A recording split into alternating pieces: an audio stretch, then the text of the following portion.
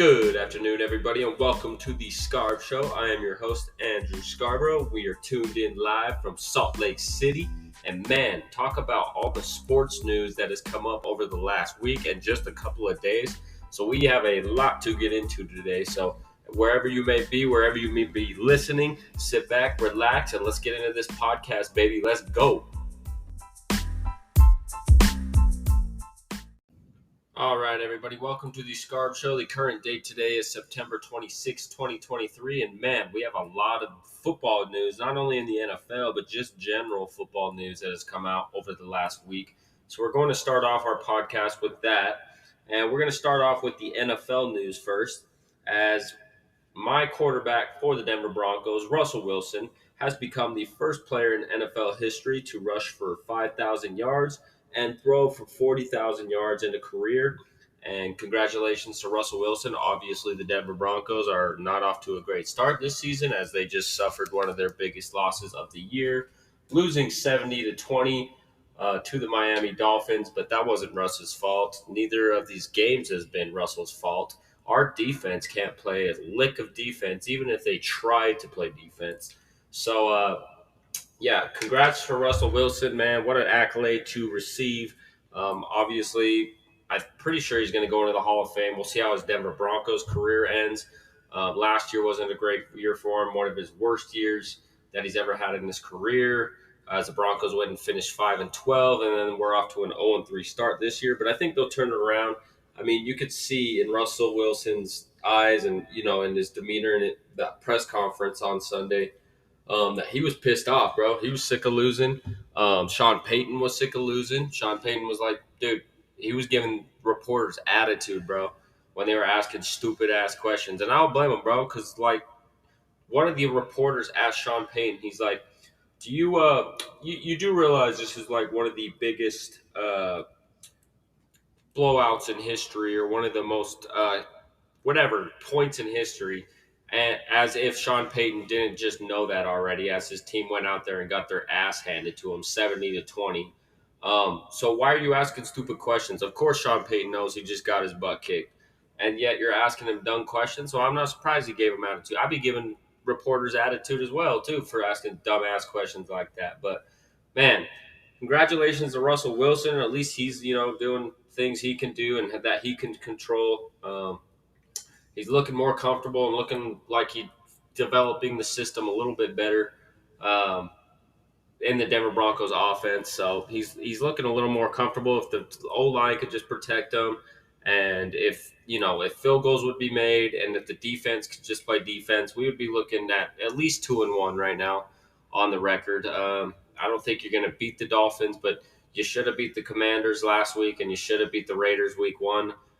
Missing field goals, and then defense can't play defense. So obviously that ain't Russell Wilson's fault. So congrats to Russell Wilson. At least he's having some accolades happen, and at least he's trying to play well for the Denver Broncos.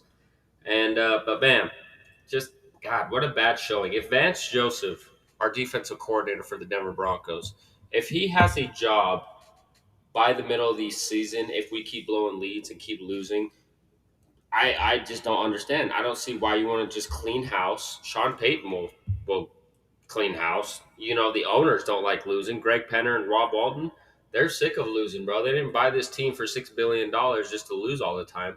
So they'll go and clean house. Vance Joseph will be the start of it. Defensive coordinator has given up 3. I think he's blown 3 games already, including preseason. Last minute. The defense was the top defense in the league last year and went to this year already being one of the worst defenses so far this year. And it's obviously on Vance Joseph because we brought back the same players pretty much as last year. And all of a sudden now it's like your defense sucks when you have the same players. How did you go from number 1 to all of a sudden being one of the worst defenses in the league? And that's Vance Joseph. His tenure with the Broncos as a head coach was horrible. We had one of our worst stretches in the 3 years he was a coach for us. And then now it's not looking too good as he comes back for a defensive coordinator job this year and blows a lead and then loses to the Dolphins 70-20. No NFL team should lose by that much. really, they shouldn't lose that much.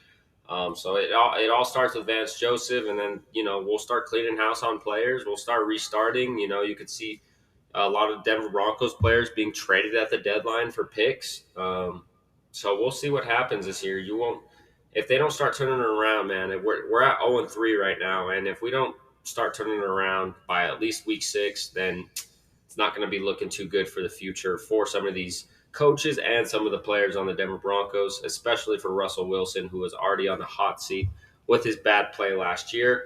Like I said, I know he's playing well this year, but it all falls pretty much on him, as he is the $200 million contract boy, and the quarterback of this team, which is pretty much the CEO of any NFL team. So they'll look to move in a different direction. So in a few years, it's going to be Sean Payton's team. So and obviously we have high hopes as Denver Bronco fans. We're sick of losing since Super Bowl 50, 7 years straight.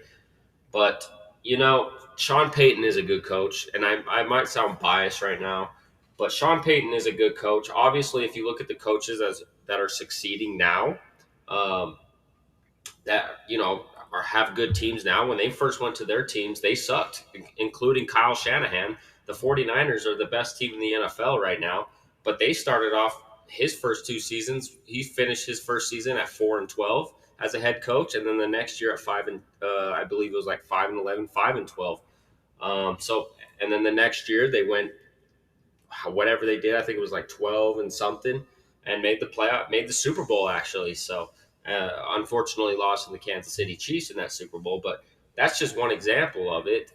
Sean Payton's not going to come into a bad team and just totally flip it around right off the bat. As much as I want them to, and as much as I believe we can be a good team this year, he's not just going to come in and flip it around. Because coaching takes time, and especially when it's a new team and when you want to build it in your own image. So that's Sean Payton's a great coach. Let's not dog the Sean Payton era just yet. Let's not dog Sean Payton, because this isn't his team. This is the team that John Elway blew up after the Super Bowl, and then George Payton went ahead and kind of still blew it pretty much up and changed it. This is George Payton's team, and if you don't know who George Payton is, he is the GM of the Denver Broncos, who gave Russell Wilson the $200 million contract, who traded for Russell Wilson, who's made all these picks that have not really necessarily worked out. I mean, a couple of them, our free agent sightings aren't showing up either. So this is all George Payton's team. This isn't Sean Payton's team. In the next couple of years, it's going to be Sean Payton's team, because he's going to build it in his image if we don't turn this around. But this isn't Sean Payton's fault, and neither do I believe this is Russell Wilson's fault this year. So we'll see what happens with the Denver Broncos moving forward. But man, what a horrible loss. Hopefully this pisses off the team, and hopefully this motivates the team to stop sucking, and we can turn this thing around, as it only is week 3. We're still very young in this NFL season. Okay, speaking of other Colorado football teams that have come into the news this last weekend, as the Colorado Buffaloes, the college team run by Deion Sanders as head coach, has just got blown out as well this weekend to Oregon University, the Oregon Ducks. As before the game, it was Colorado versus Oregon. Let's put it that way. It was Colorado versus Oregon this last Saturday. And before the game, Colorado went and walked all over Oregon's logo in the middle of the football field and was saying pretty much, calling them crass and say, we're coming after you and we're going to kick your ass pretty much. And Oregon went out there. Coach was fired up pregame, pretty much told that team, let's end this Cinderella story right here. Let's end their run. Let's end their popularity right here. And that's exactly what Oregon did. Oregon went out there with a chip on their shoulder and beat Colorado 42-6. After Colorado disrespected their team, disrespected their logo, disrespected their, just being disrespectful overall, talking smack, and it embarrassed Deion. This was an embarrassing loss for Colorado, as Shedeur Sanders, the potentially number 2 overall pick this year, if he does go in the draft, you know, went out there and played like crap, and Oregon manhandled Colorado University, as this is Deion Sanders' first loss as a college, or not, I shouldn't say head coach, the Colorado head coach this year. And they got a tough road up against this next week as they face USC, the number 1 pretty much, I think they're ranked number 6 in the country right now. And of course, Caleb Williams, the USC quarterback, is poised to go number 1 overall in the NFL draft here in next April in 2024. Of course, he's a Heisman front runner as well. So this is going to be a tough test for the Colorado Buffaloes as they have to play USC this weekend. And this is the best game of the weekend, hands down. You got Shedeur Sanders versus Caleb Williams, and then you got the coaching matchup with Deion Sanders versus Lincoln Riley. Of course, Lincoln Riley, one of the biggest college head coaches in the world, coaching at Oklahoma and then going to USC and turning the program around. And like I said, potential number 1 and number 2 picks overall this year in the next year's NFL draft, as you have the quarterback matchup with Shedeur Sanders and Caleb Williams. And these two teams are electric. Travis Hunter, the Colorado wide receiver superstar, is trying to play this week. He says he really wants to play as he's still recovering from that liver injury that he sustained a couple weeks ago. But man, this is the best game of the year. Honestly, it's the best game of the year potentially. I think Colorado is going to come out again and be more focused this time after the ass whooping they just got this last weekend from Oregon. Their cockiness has gone down, their hype has gone down, and it's time to play real football now. So you had your fame, you had your shining moments, and Oregon, put that away real quickly, and USC will do the same if you continue to make it all about you. So Colorado's got to go out there and beat USC to gain their fame back. And, this is the best game of the weekend. I'm so excited to watch this game. Definitely going to tune in for that game. And then speaking of Colorado, Colorado has now just signed another NFL Hall of Famer, former player, to their coaching staff to join Deion Sanders. And that guy is Warren Sapp, the former Tampa Bay Buccaneer, who played many seasons in the NFL, was a great defensive tackle and one of the Hall of Famers in the NFL. And, will bring a lot of knowledge and poise to this young Colorado team. Obviously, you have Deion Sanders, who was a former NFL player, and now you have Warren Sapp, who was a former NFL player. So they're going to teach these kids what it's like to compete, what it's like to compete at a high level, and what it takes to pretty much make the NFL if that's your dream to go there. So great signing by Colorado. He'll bring much knowledge to this coaching staff. So, man, just a lot of stuff to come up with Colorado this weekend. And like I said, Colorado lost that Oregon game. They are now 24-point underdogs against USC this weekend. So a huge spread. If you're looking to bet, I would possibly bet the under on Colorado because, man, if you bet like $10, you probably win I don't know how it works, 1,000 probably. So, man, it's going to be a great game, and I'm very excited for this weekend. All right, everybody, moving back to the NFL as a bunch of news has come out over the last week, but I also want to get into first if I believe in the Miami Dolphins hype. And let me just put it this way. I'm not bitter. I'm not trying to get payback, but I don't believe in the Miami Dolphins just yet. Don't get me wrong. They're a good team. Tyreek Hill is a great weapon for Tua Tagovailoa. But if you look at the 3 teams they have beat over the last 3 weeks, they are all ass teams pretty much that are just having bad seasons. You have the Los Angeles Chargers that barely just got their first win this weekend. You have the New England Patriots who have been, so on and so on this year. Not a great team, really. They will finish, probably 500. And then you have the Denver Broncos who are starting off at 0-3 this year. So am I really into the Miami Dolphins hype yet? Not really. Show me a team that is very good that you will go in there and beat, including your own division rival, the Buffalo Bills. And I would have said the Jets if they didn't lose Aaron Rodgers, but the Jets are done for with Zach Wilson. But, man, go and prove to me that you can beat the Buffalo Bills.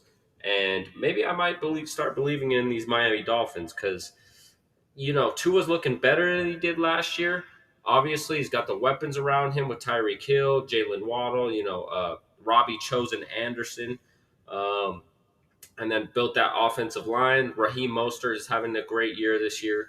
But, man, I'm still not sold on the Miami Dolphins hype train yet.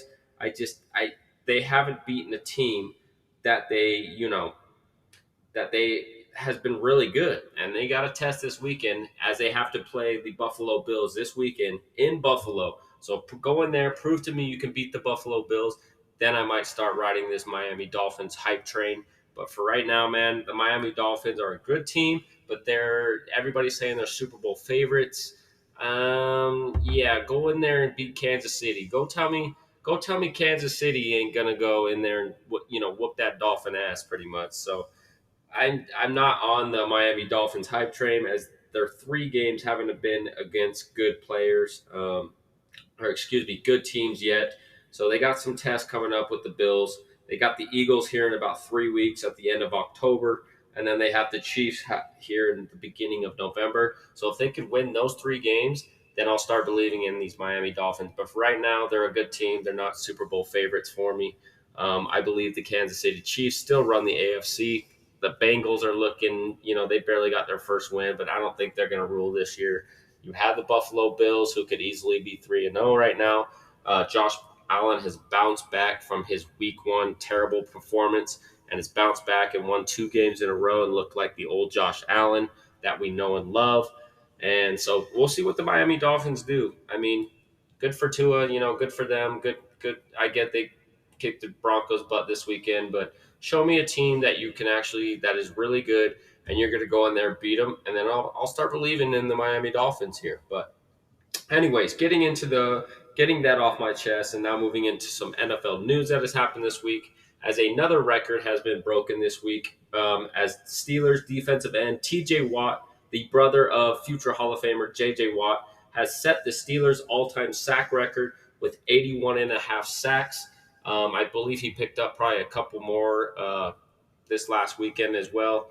But man, great, good for him, man. The Steelers, they pulled off a wild win on what was it, Monday night this week? Oh no, excuse me, Sunday night this week, and was a crazy game. Obviously, they won me some money. I won on my better picks. Excuse me, prize picks. Won me $130. So thank you to them for showing up and doing what they did and winning me some money. But man, TJ Watt, one of the best defensive ends in the league, if not the best defensive end in the league. I do like Max Crosby. He's a really good one for the Raiders, but I think TJ Watt has the edge on him, and it kind of proves with this record with 81 and a half sacks that he has accomplished, and he's only been in the league for like 6 years now or something.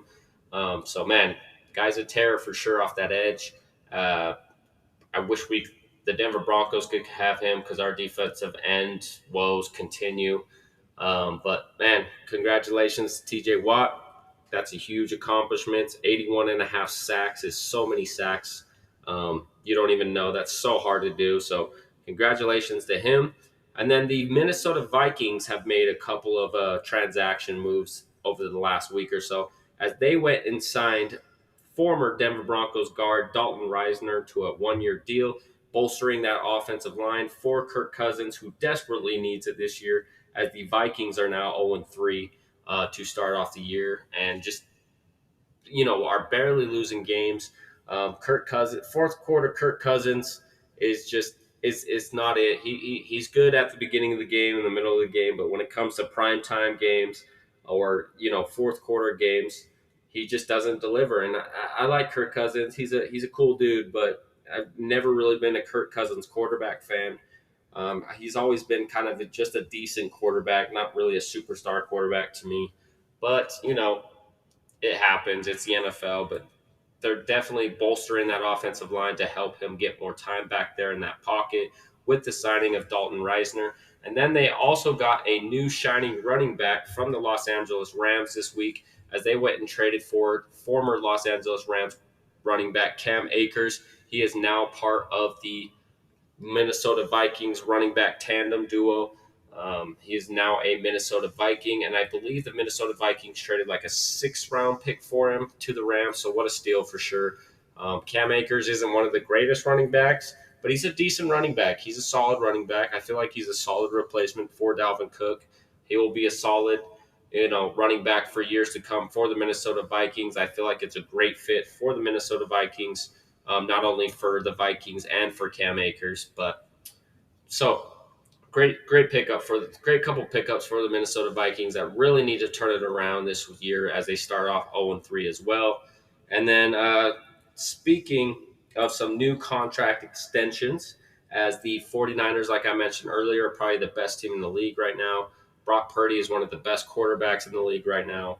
And they have one of the best coaches and one of the best GMs who are, former Denver Broncos related, as Kyle Shanahan, the head coach for the San Francisco 49ers, is the kid of former head coach for the Denver Broncos, Mike Shanahan, and then also John Lynch, the GM. He did play safety for the Denver Broncos during his playing career, so a lot of influence in that San Francisco 49ers locker room with Denver Bronco ties to it.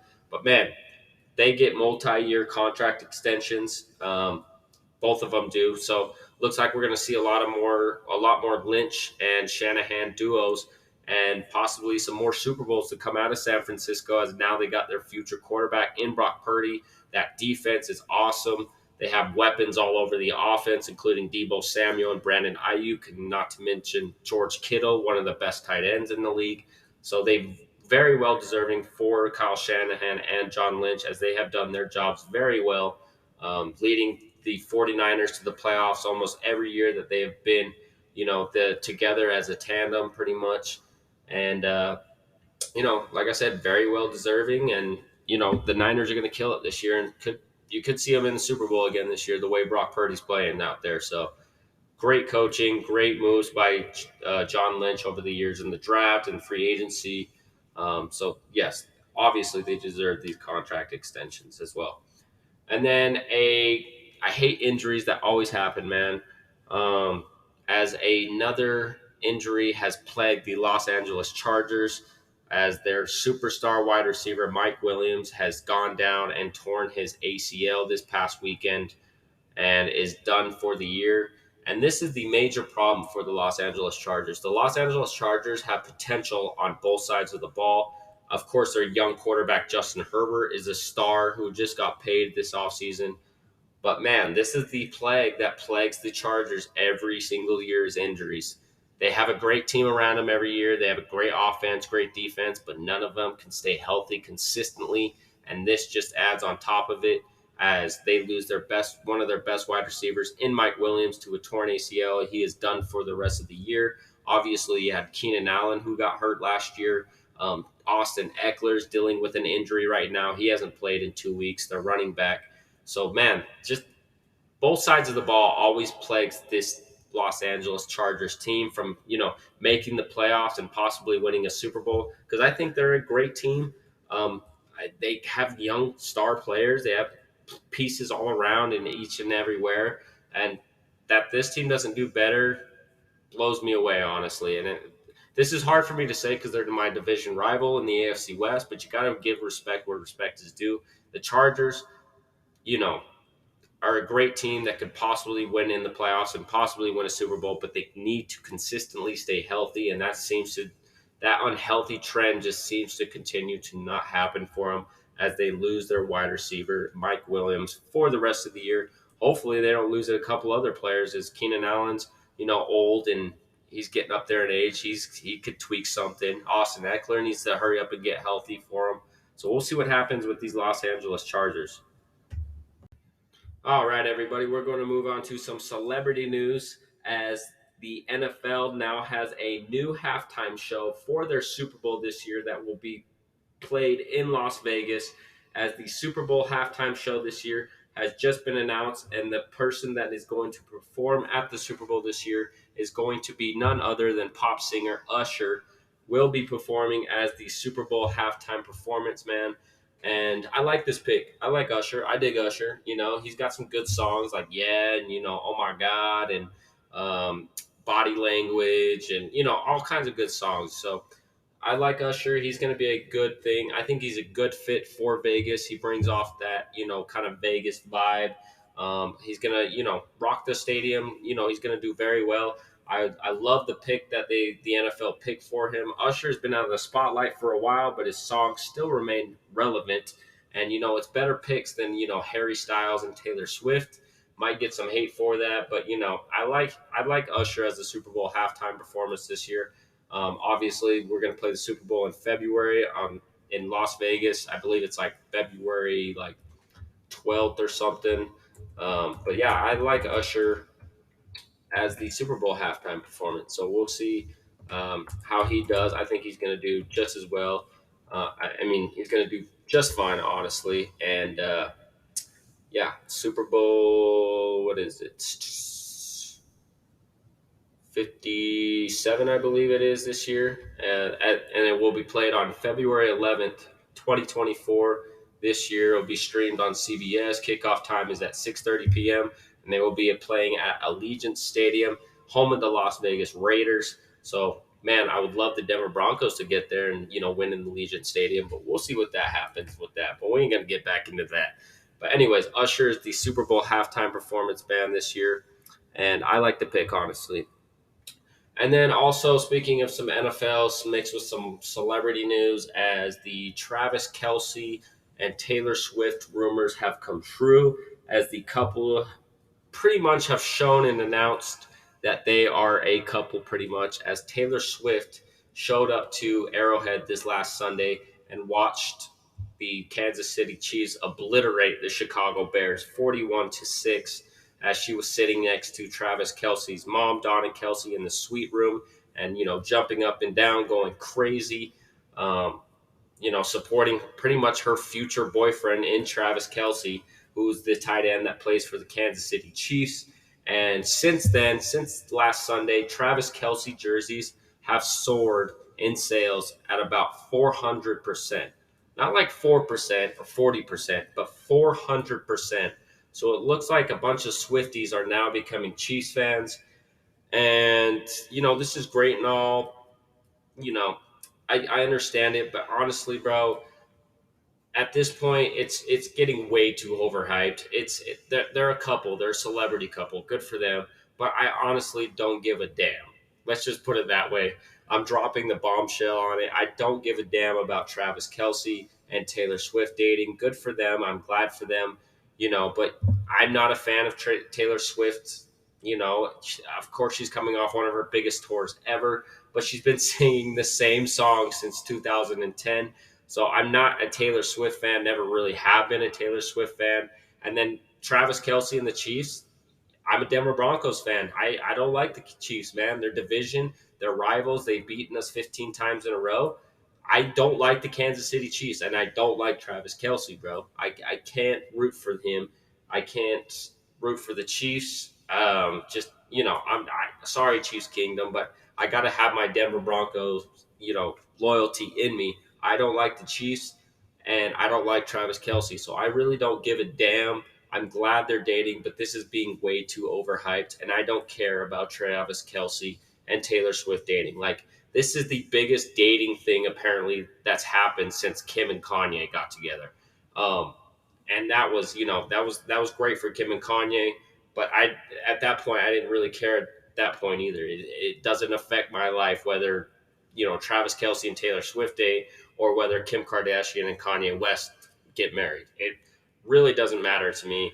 But I'm not a fan of really both of them, and it's being way too overhyped personally for me. And it's just hard for me to root for the Chiefs as well, because you're a little bit bitter when your team loses 15 times in a row, and Patrick Mahomes, the best quarterback in the NFL, is in your division, and you have to see him twice a year, including Travis Kelsey. So yeah, and that's why I like my pick for Usher in the Super Bowl over Taylor Swift, because I am not a Taylor Swift fan, never have been a Swift fan, and Usher is such a better pick for me than I believe. But I guess it is good for football. It gets people that don't really understand football. It gets more viewers for the NFL. Now, a bunch of Taylor Swift fans that don't know what football is are tuning in to watch NFL games now just because of Taylor Swift. Obviously, apparently, they're all Chiefs fans, as Travis Kelsey's jersey sales have gone way, way, way up. So, it brings eyes and viewers to the NFL. So I see why the NFL is trying to really overhype this Travis Kelsey and Taylor Swift dating situation, just so they can make money off of it and get more viewers every week, because they make money off their TV deals and viewers every week. So I see what the NFL is doing. They're using some celebrity drama and news to benefit themselves internally as well. So respect to the NFL. That's why they're the biggest one of the biggest, if not the biggest, sporting companies in the world. All right, everybody. Before we move on to my next topic, I do need to reiterate something that I said before. As it isn't Super Bowl 57 this year, it'll be Super Bowl 58. I had to, go back and reiterate and fix that. This year's Super Bowl will be number 58 for the NFL, and they will be playing in Las Vegas, Nevada on February 11th, 2024. So, anyways, just to reiterate that. But getting into some other news, we're going to head to the MLB world, the Major League Baseball world, as a couple things have, come up over the last week. And one of the biggest things to happen over the last week is Shohei Ohtani, superstar for the Los Angeles Angels, went and undergone elbow surgery. Of course, he sustained it at the end of the year. What he eventually got, elbow surgery just this last week or two, and he won't be able to pitch until 2025, but he will be able to bat next season. So if you guys don't know who Shohei Ohtani is, he is a player, pretty much the best player on the Los Angeles Angels organization, one of the biggest faces in the MLB right now.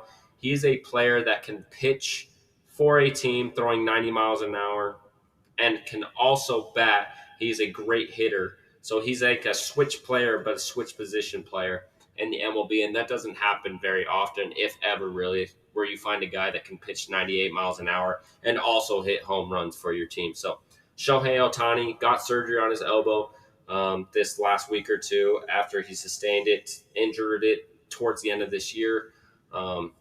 So he won't be able to pitch until 2025. So it sounded like he got Tommy John surgery, which, takes a year and a half to recover from. So, but he will be able to hit though. And this is kind of weird. I don't know how you can pitch, how you can't pitch, but you can hit, because you're using your elbow to not only pitch, but you're using your elbows to hit. Obviously, I worry about him, hitting next year.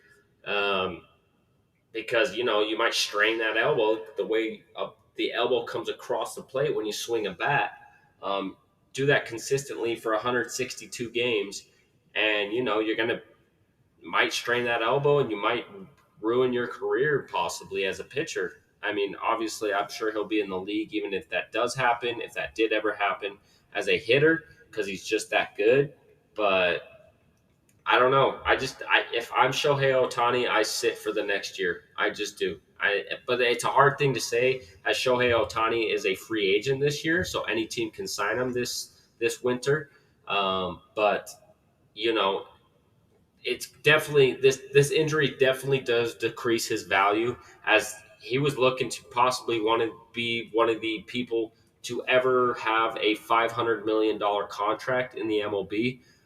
But it looks like with this injury and not being a two what do you call it, a two-tool player in pitching and batting, and he'll only be a batter next year, this is definitely going to drive his value down. I'm sure he'll still be making a shit ton of money.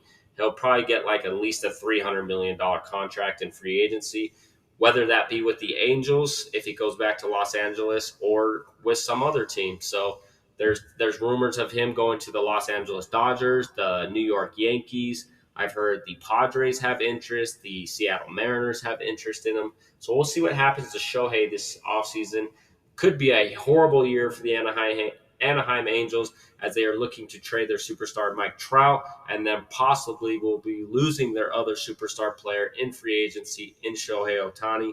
But man, Shohei Ohtani's still going to get paid this offseason, but it's probably not going to be $500 million.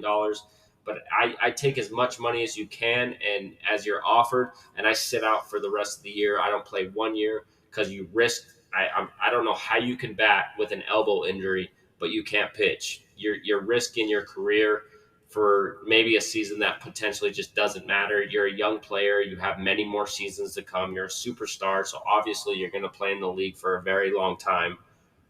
I would just sit out this season completely. I wouldn't hit.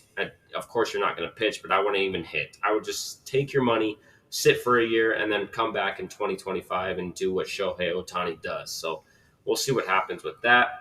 And then a future Hall of Fame manager has just now, announced his retirement. One of my favorite managers in the history of the MLB. His name is Terry Francona, as he is going to retire at the end of the year, which ends in about a week or two. We only have less than 10 games left. So manager Terry Francona, he is currently the manager for the Cleveland Guardians right now. He was also the manager for my Boston Red Sox, as he led us to two World Series wins in 2004 and in 2007 over the St. Louis Cardinals and Colorado Rockies. And then before he was manager for the Boston Red Sox, he also managed the Philadelphia Phillies for a couple years, and then also played 10 years as a MLB player, being drafted by the Montreal Expos, and then ending his career with the Milwaukee Brewers just about 10 years later. So he had a nice 10-year career, and then went into the managerial position and had success all over the place, winning two World Series. But now he is going to retire at the end of the year, and he's going to be a surefire Hall of Famer in years to come, whenever that may happen. But one of the best managers is going to retire this year, and one of the best managers for the Red Sox to ever, manage the team. So congratulations to Terry Francona. What an awesome career, as being 10 years as a player and 23 years as a manager. So much well deserving. You've done your part in baseball, and you deserve to walk off into the sunset. And congratulations to him, man. Couldn't be more proud of Terry Francona. All right, moving into our last topic of this podcast, we are going to bounce around from different leagues and get into some quick news, that other sports news that has happened over the last week. As a signing for the Philadelphia Sixers and the National Basketball Association, they have signed former Warrior, Sun. I can't remember all the teams this guy's played for, but they have gone and signed forward Kelly Oubre Jr. to a one-year deal as he joins the Philadelphia 76ers this year. Tsunami Poppy is what he's known for. All the girls love Kelly Oubre Jr. He's one of my favorite players in the NBA. Dude's a walking highlight reel when it comes to dunking. Not a bad spot-up shooter as well. I think he's a good bench player that could potentially, be a starter for you for a couple of games. So a great signing for the Philadelphia 76ers as they signed Kelly Oubre Jr. to a one-year deal. And then also in the WNBA, we have a new MVP this season, as Breanna Stewart, forward for the New York Liberty, has won MVP for the WNBA season this year, and it is her second MVP award in her 8-year career. Of course, I think Breanna Stewart really is like the face of the WNBA. She is one of the most well-known players in the league, and is on a great team with the New York Liberty. Of course, with her by her side is Sabrina Ionescu, who is a superstar for the New York Liberty and who is also a face of the WNBA, could easily be the face of the WNBA. But congratulations to Breanna Stewart as she wins her second MVP of her career, leading the New York Liberty to, having one of the best players on their team. Of course, Breanna Stewart played for the Seattle Storm for most of her career, and then joined the New York Liberty in free agency this past offseason, and, led him to a pretty good season. So congratulations to Breanna Stewart, winning her second MVP of her career. And then also heading into the NHL, where Brad Marchand, Boston Bruins forward Brad Marchand becomes a new captain of the Boston Bruins. As you know, Patrice Bergeron, their future Hall of Famer, their captain from before, has just announced his retirement just a couple of months ago, actually like a month ago. So they are moving into a different direction, as their new captain will be Brad Marchand for the upcoming season for the Boston Bruins. They are moving into the post-Bergeron era. So, well-deserving. Brad Marchand is the best player on that team. He is the most recognizable player on that team and one of the best players in the NHL. He is also one of the most hated players in the NHL, as he is known to be kind of a dirty player, pretty much, like slew-footing people in the middle of games and, giving them cheap shot elbows and doing whatever he can to get into your head, pretty much. He's like the Draymond Green of the NHL. So Brad Marchand, you either love him or you hate him, but he is the new captain of the Boston Bruins. So very well, much deserving for him. All right, everybody, we're moving to the end of this podcast, and I want to get into my fun fact of the day, like I do with all my podcasts before we end an episode. So the fun fact of the day for September 26th, 2023 is the 100 folds in a chef's hat represent 100 ways to cook an egg. So if you ever look at a chef and you look at his hat and there's a bunch of folds in it, you know how it's like kind of folded up on the top and weird, all those weird lines in it. Well, it represents 100 different ways to cook an egg. So I guess you can cook an egg 100 different ways. So I guess that's another fun fact.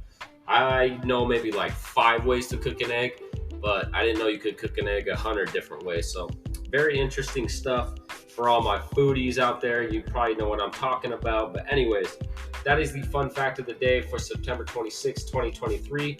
Thank you guys for tuning into this episode. Of course, if you are enjoying the Scarb Show, please visit my Scarb Show podcast on Instagram, like and follow. Also subscribe to my YouTube account at the Scarb Show, and then take a listen to, tell your friends and family about the Scarb Show podcast, and, tell them all the platforms that we are on.